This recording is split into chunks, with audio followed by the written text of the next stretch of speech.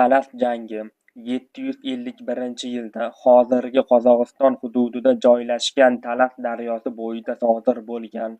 Bu jang Sharq va G'arb o'rtasidagi buyuk to'qnashuvlardan biri bo'lib, unda arablarning Abbosiylar xalifaligi qo'shinlari va turkiy Qarluq qabilalari bir tomonda, Xitoy Tang imperiyasi qo'shinlari esa ikkinchi tomonda ishtirok etgan.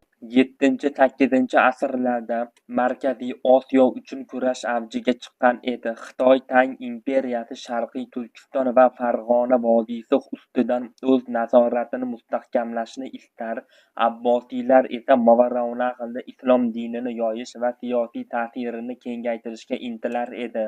Shu bois ikki davlat manfaatlari to'qnashgan hudud Talas vodiysi strategik jihatdan muhim bo'lgan.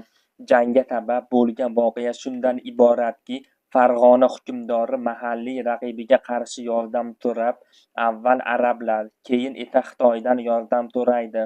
Natijada ikkala tomon ham o'z kuchlarini bu hududga tortadi va ikki sivilizatsiya to'qnashuvi yuz beradi. Tang imperiyasi qo'shinlariga sarkarda Gao Ziyanji boshchilik qilgan. Abbosiylar qo'shiniga esa Ziyod ibn Solih rahbarlik qilgan.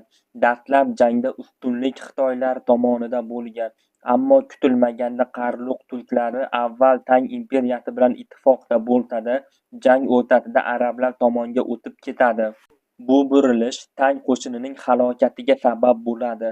Xitoy armiyasi qattiq talofat ko'radi, ko'plab sarkardalar o'ldiriladi yoki asir olinadi, qolganlari sharqqa qochadi. Shu tariqa Talas jangida Abbosiylar xalifaligi g'alaba qozonadi.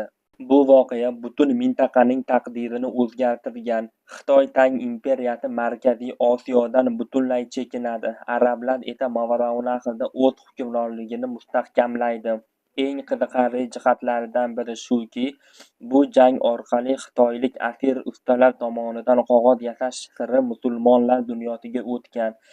Samarqandda tez orada qog'oz ishlab chiqarish yo'lga yoyilib, keyinchalik bu ixtiro Yevropagacha tarqaladi. Shunday qilib Talas jangi nafaqat harbiy, balki madaniy burilish nuqtasiga aylandi. Xitoyning g'arbga siljishi to'xtadi, Markaziy Osiyo esa islom sivilizatsiya ta'siriga kirib, yangi davrga qadam qo'ydi.